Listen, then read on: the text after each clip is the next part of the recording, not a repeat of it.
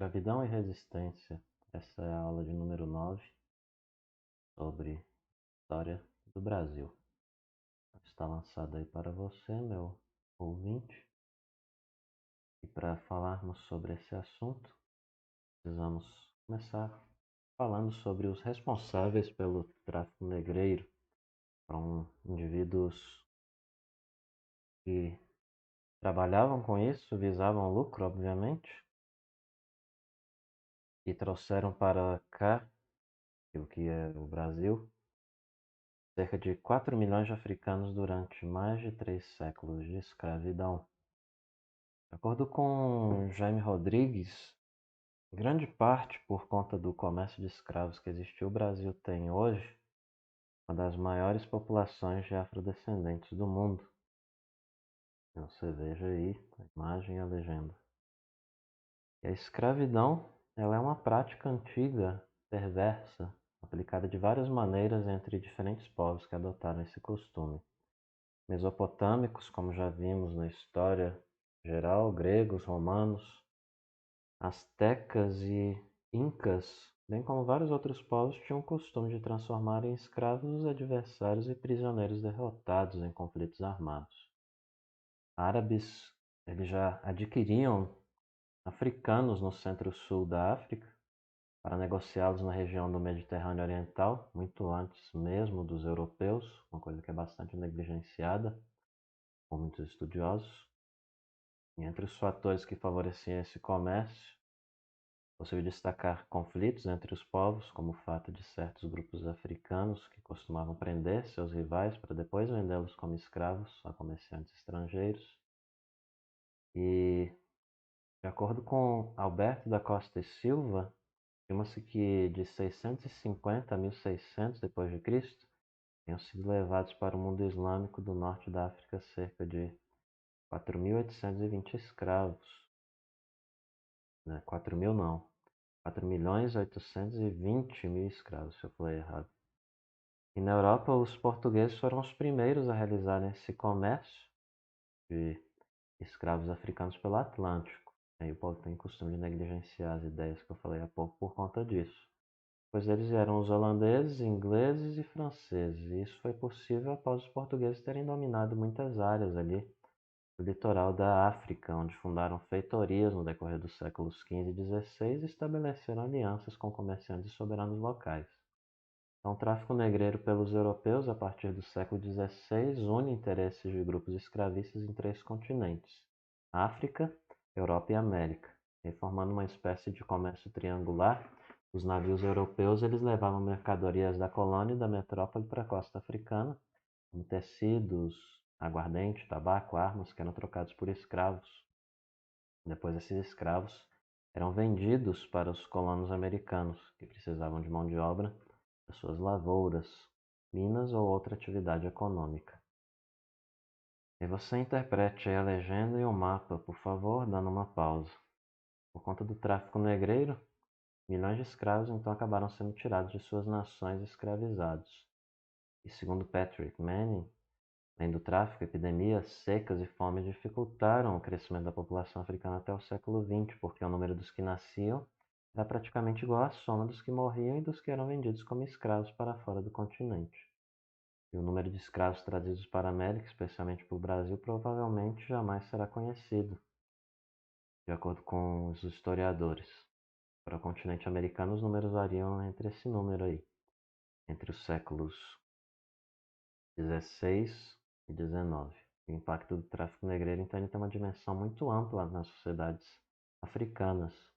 Alberto da Costa e Silva afirma que os estragos do tráfico foram incomensuravelmente mais dramáticos do que essas estimativas. Basta lembrar que o preço de cada escravo vendido em terra do Islã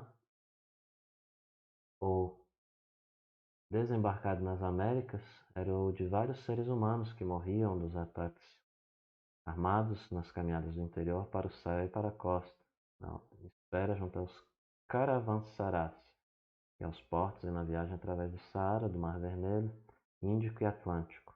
O comércio negreiro desorganizou muitas sociedades africanas, afetou-lhes a produção, corrompeu lealdades, tradições e princípios, partiu linhagens de famílias e disseminou o continente afora a insegurança e o medo.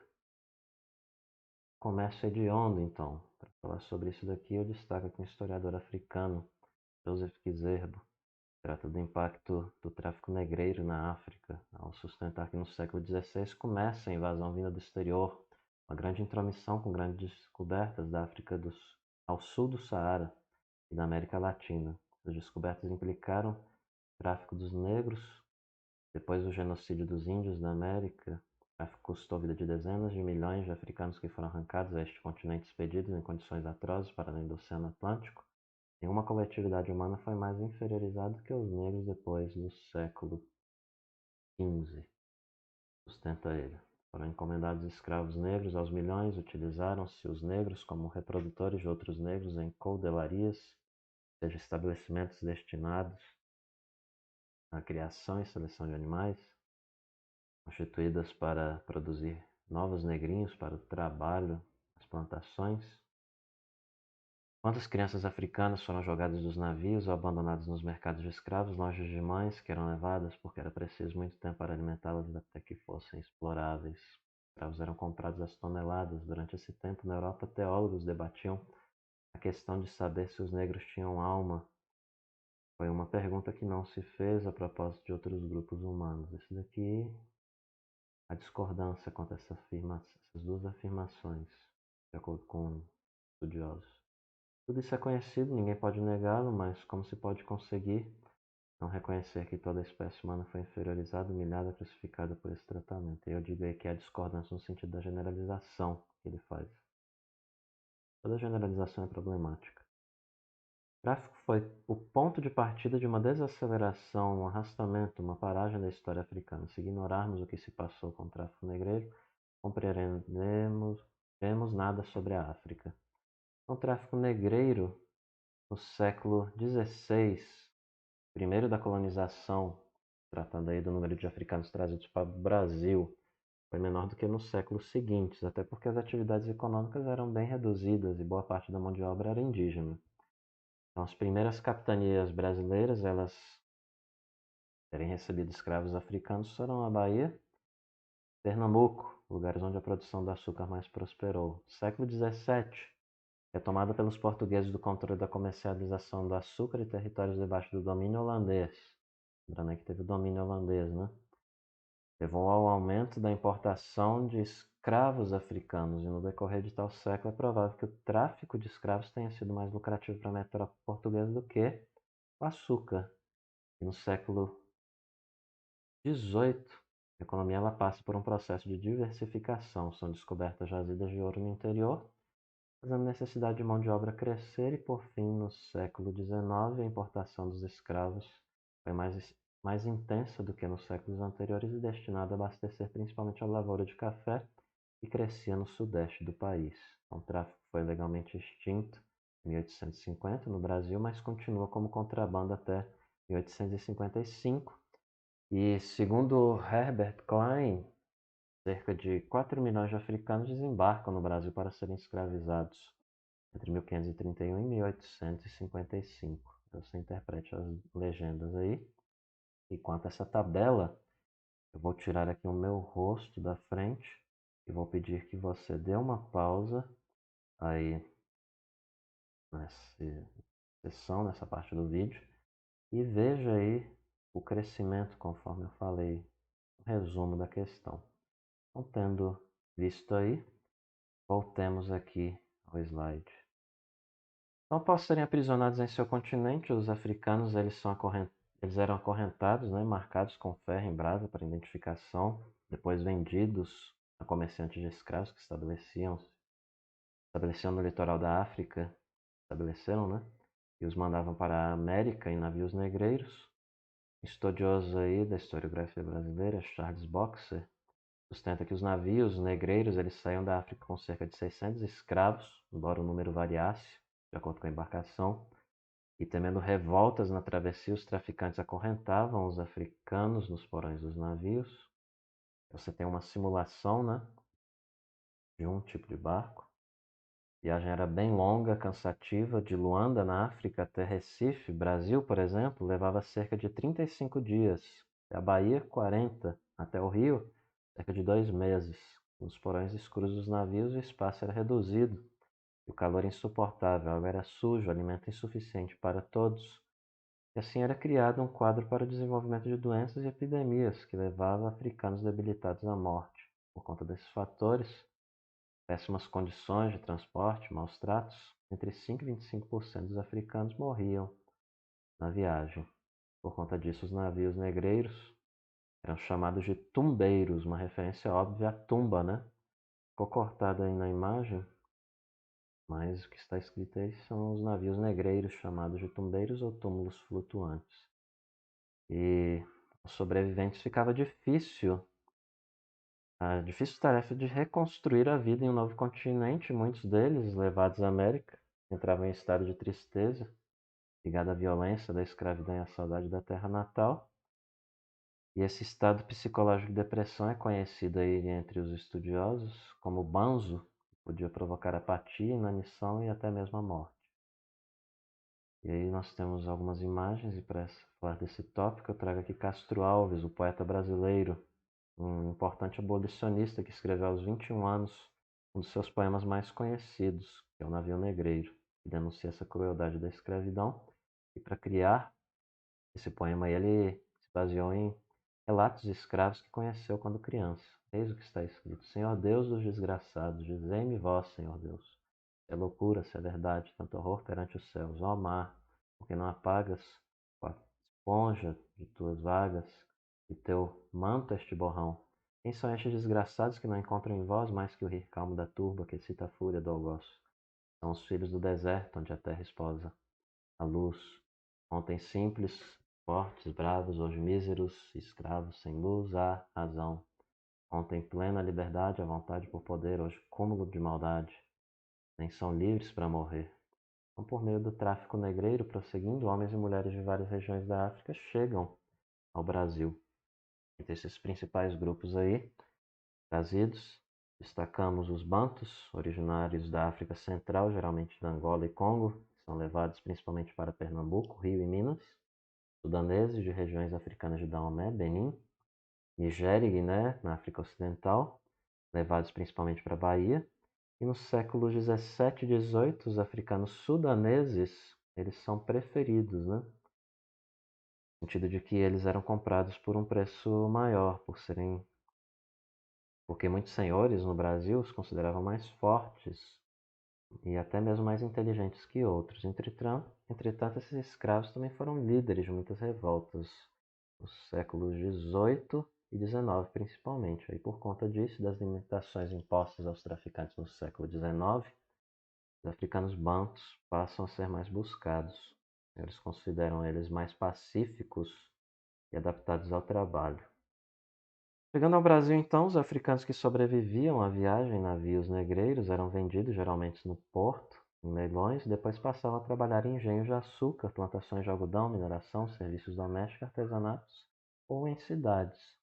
Submetidos às escravidões, né, ou à escravidão, costumavam ser diferenciados pelos colonos segundo o trabalho que desempenhavam e o tempo da vida na colônia, além de critérios relacionados à origem cultural e linguística. Compradores de escravos evitavam então adquirir indivíduos do mesmo grupo linguístico para que fossem obrigados a se comunicar em português. E os escravos de ganho viviam em cidades, faziam trabalhos temporários em troca de pagamento que era revertido parcial ou totalmente para os seus proprietários. E entre os escravos de ganho tinha um predomínio do comércio ambulante. Na época colonial brasileira, escravos de ganho preparavam e vendiam nas ruas comidas, como o mingau, peixe frito, acarajé e bolo.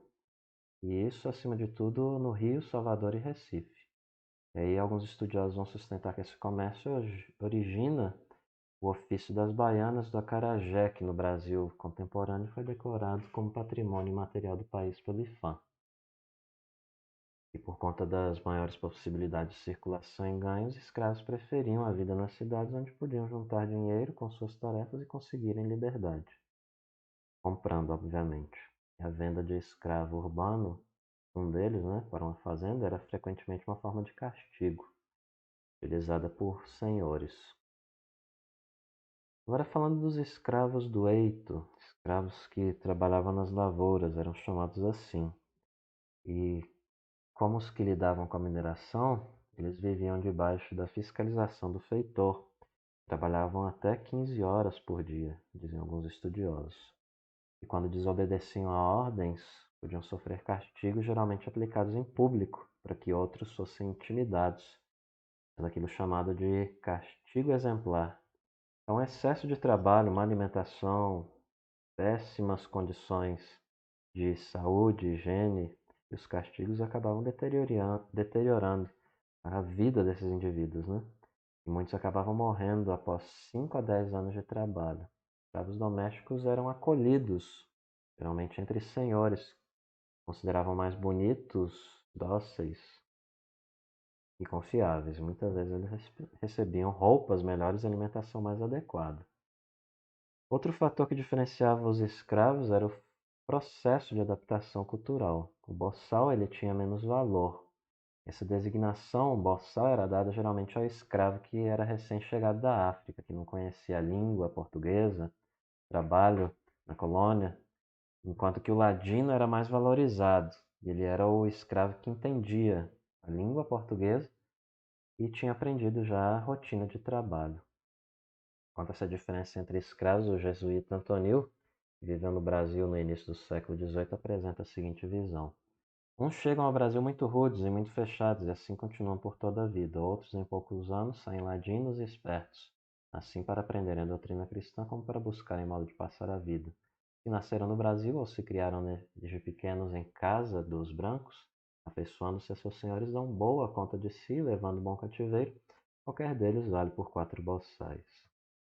Então, apesar de terem chegado ao Brasil em condições penosas, os africanos participaram das vivências culturais brasileiras. Essa participação aí ocorreu por meio de um processo contínuo, rico e diversificado, sendo marcante, por exemplo, na literatura, na língua, no vocabulário, na música, alimentação, religião, vestuário, técnicas e ciência. E Pierre Berger, um etnólogo francês, sustenta que na Bahia os africanos provenientes da região do Golfo de Benin puderam dar continuidade aos cultos dos antigos voduns, de orixás, semelhantes aos dos atuais habitantes ao sul ou do sul do Dahomey e sudoeste da Nigéria. As especialidades culinárias da Bahia levam ainda nomes pertencentes aos vocabulários iorubá e daomeano. No resto do Brasil, por outro lado, são mais aparentes as influências banto do Congo e de Angola. A permanência visível de costumes africanos na cultura baiana pode ser explicada em parte pela concentração no último século da escravidão de africanos com a mesma procedência da África nessa região do Brasil. Enquanto no Rio de Janeiro desembarcavam africanos de todas as nações, muitas vezes inimigos uns dos outros, na Bahia chegavam escravos jejes, almeanos, uçás e nagôs, provenientes da costa da Mina, que mantinham identidades culturais e eram unidos entre si. Então, espalhados por todas as regiões do país, as culturas africanas acabavam integrando aí o modo de ser, pensar e viver do povo brasileiro. E o trabalho do africano, dos seus descendentes, marca então a economia do Brasil também, seja no passado e no presente. Falando de luta dos africanos, eles e seus descendentes no Brasil não ficaram passivos às condições escravas. Eles foram reagindo da maneira que puderam e na medida foram promovendo aí, assim que possível, a luta aberta contra o sistema e até adaptando essas questões a certas condições, né? Eles mesmos se adaptando a certas condições e propondo formas de minimizar seus aspectos mais perversos por meio de negociações com os senhores. Eis aí o que alguns estudiosos costumam utilizar essa terminologia resistência, apesar de ter outros estudiosos que não gostam muito desse termo, para falar aí de algumas maneiras como reagiram os escravos.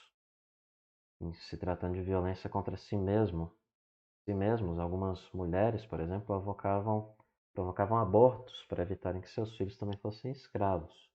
Outros cometiam suicídio por enforcamento ou envenenamento. Quanto às fugas individuais e coletivas, elas eram constantes e alguns escravos que fugiam, eles buscavam proteção de negros que viviam nas cidades. Outros, para dificultarem a captura e garantirem a própria vida, formavam comunidades que ficaram conhecidas aí. Está bem em voga a discussão disso, né, no Brasil e em alguns meios.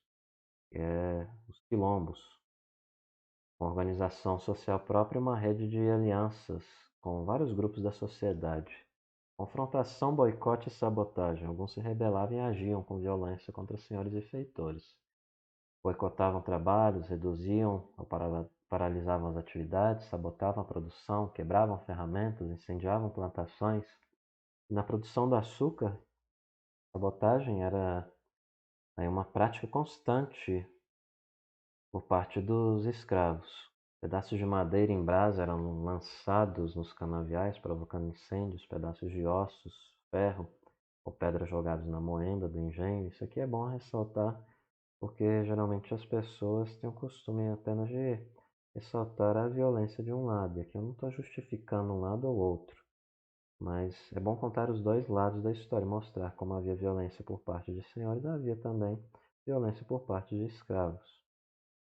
Isso a gente vê na América, não só portuguesa, mas também no Haiti, Cuba e vários outros lugares. Com pedaços de madeira lançados e acabavam utilizando não só a colheita, né, o engenho, mas também o maquinário, a produção era comprometida e até mesmo a safra era arruinada. Quanto a negociações entre senhores e escravos, elas faziam parte do dia a dia. E de acordo com João José Reis e Eduardo Silva, muitos escravos eles faziam acordos de cumprir exigências de obediência e trabalho em troca de um melhor padrão de sobrevivência, alimentos, vestuários e saúde. Aí tem alguns historiadores, pessoas que brincam que, apesar de ter sido abolida, a escravidão ainda continua até hoje, não só com negros, né, mas com toda a população brasileira que é oprimida debaixo de líderes políticos e do judiciário e assim sucessivamente. Então, temos uma comunidade quilombola, né? Esse lugar aí é cheio de cachoeiras, o povo gosta muito de fazer trilha nessas regiões aí do município de Cavalcante, em Goiás. E a seguir aqui nós vamos trazer alguns trechos de um tratado proposto por um grupo de escravos rebeldes a um senhor de engenho da Bahia, ali na Santana de Ilhéus, cerca de 1789. Tratado proposto a Manuel da Silva Ferreira pelos seus escravos durante o tempo em que se conservaram levantados. Meu senhor, nós queremos paz e não queremos guerra. Se meu senhor também quiser nossa paz, há de ser nessa conformidade, se quiser estar pelo que nós quisermos, a saber, em cada semana nos há de dar os dias de sexta-feira e de sábado para trabalharmos para nós, não tirando um desses dias por causa de dia santo. Para podermos viver, nós há de dar rede, tarrafas e canoas. Os atuais feitores não os queremos. A seleção de outros com a nossa aprovação. Poderemos plantar nosso arroz onde quisermos, em qualquer brejo, sem que, para isso, peçamos licença e poderemos cada um tirar jacarandás ou qualquer pau sem darmos parte para isso. A estar por todos os artigos acima e conceder-nos estar sempre de posse da ferramenta, estamos prontos para o servirmos mudantes, porque não queremos seguir os maus costumes dos mais engenhos. Podemos brincar, folgar e cantar em todos os tempos que quisermos, sem que nos impeça e nem seja preciso licença. Então foi frequente no continente americano a formação de grupos de escravos fugidos como forma de resistência ou de reação, né? Ou como fuga aí à escravidão. E no Brasil esses grupos recebiam o nome de quilombos ou mocambos. Seus membros eram chamados de quilombolas ou mocambeiros. A resistência ou a reação, o agir quilombola foi uma das formas de luta escrava frequente e importante em vários períodos e regiões da América Portuguesa. E do século XVII até os finais da escravidão, os anos, né? Muitos escravos, muitos africanos e seus descendentes fugiram e se reuniram nessas comunidades construindo histórias de luta pela liberdade. E alguns estudos aí sobre quilombos de São Paulo, Minas, Mato Grosso, Goiás e Rio Grande do Sul também, Bahia e Pernambuco, mostram que, embora a população desses quilombos fosse composta principalmente de africanos e seus descendentes, existiam também ali indígenas ameaçados pelo avanço europeu, bem como soldados desertores e pessoas perseguidas pela justiça ou até mesmo aventureiros simples e comerciantes. E a vida nesses quilombos era ligada atividades como agricultura, caça, criação de animais, mineração e comércio, com seus integrantes sendo obtendo seu sustento por alianças clandestinas com escravos de ganho, libertos e homens livres, e principalmente comerciantes. A prática do roubo era bem comum, de acordo com alguns estudiosos. Palmares, então, considerado o quilombo mais importante da história do Brasil, recebe esse nome porque ocupava uma região de Palmeiras. Ficava no atual estado do Alagoas, que na época fazia parte da capitania de Pernambuco. E em Palmares, os quilombolas eles criavam gado, cultivavam milho, feijão, cana-de-açúcar, mandioca, faziam comércio também com povoados próximos. E apesar das várias expedições militares organizadas ali para a destruição deles, Quilombo acabou resistindo por 65 anos, de 1629 a 1694, chegando a ter, segundo um governador da capitania de Pernambuco do período, cerca de 20 mil habitantes. Esse número provavelmente foi menor, mas foi aumentado, dizem alguns, pelo governador para justificar o fracasso das primeiras expedições militares enviadas contra o Quilombo. O primeiro líder a se destacar em Palmares foi Ganga Zumba, um nome que significa Grande Senhor, que governou Colombo de 1600, Quilombo de 1656 a 1678, e pressionado por ataques frequentes dos colonos, ele firma com o governador de Pernambuco um acordo de paz que previa liberdade para os negros nascidos em Palmares, a condição de serem devolvidos aos colonos. Você tem a figura do zumbi também à direita, nesse caso aí, né? E ele era sobrinho de Ganga Zumba, não concordou com a condição, lidera então um grupo que se opõe ao acordo, e Zumba acaba destituído e assassinado. Zumbi passa a liderar Palmares, comandando a luta contra vários ataques dos brancos. E em 1687 o governo e os senhores de engenho contratam o bandeirante Domingos Jorge Velho e seus comandados para destruírem Palmares. Em 1692 eles cercam, atacam Quilombo, buscando prender seus membros. Liderados por zumbis, por zumbi, melhor dizendo, os quilombolas defendem o seu estilo de vida. Os bandeirantes são derrotados. Milhares de pessoas morrem nesses confrontos. Em 1694, o governo envia cerca de 6 mil homens para ajudar os bandeirantes, comandados por Jorge Velho, em um novo ataque. Os quilombolas não tinham armas e munição suficiente, mas acabam aguentando ali por um mês. No fim do combate, Quilombo é destruído, sua população massacrada. Zumbi consegue escapar ao cerco, mas é preso e morto em 1695. Depois de muitas perseguições, né? Eles cortam a cabeça dele, a qual é exposta em praça pública em Recife. A memória de Zumbi permanece viva como símbolo de resistência, dizem alguns, né? Se preferir, você pode utilizar como revolta negra a violência da escravidão. E o dia de sua morte, em 20 de dezembro, é lembrado como o Dia da Consciência Negra. Há muitas coisas envoltas aqui quanto a essa questão do zumbi, quanto a questão de escravidão, mas eu não vou entrar aqui. Você pode, se tiver curiosidade, porque tem muita gente que utiliza a figura dele aí como símbolo de justiça e de liberdade, mas aí há estudiosos que vão dizer que as pessoas não veem de maneira completa essa história, né? Mas fica aí para você a curiosidade, se estiver curioso de consultar por conta própria essa questão aí. Então, do passado ao presente, você destaca aqui que a luta de movimentos negros ela propicia, querendo ou não, né, seja isso de maneira justa ou injusta, não vou entrar no mérito, a conquistas sociais. Entre elas está o reconhecimento da Constituição Brasileira e do direito dos descendentes de quilombolas às terras dos quilombos. Essas terras têm sido objeto de ações judiciais para que sejam demarcadas e entregues legalmente aos membros dessas comunidades espalhadas pelo país. E o artigo 5º, nós temos também uma outra conquista aí, que é a definição, né, de racismo, um crime inafiançável e imprescritível.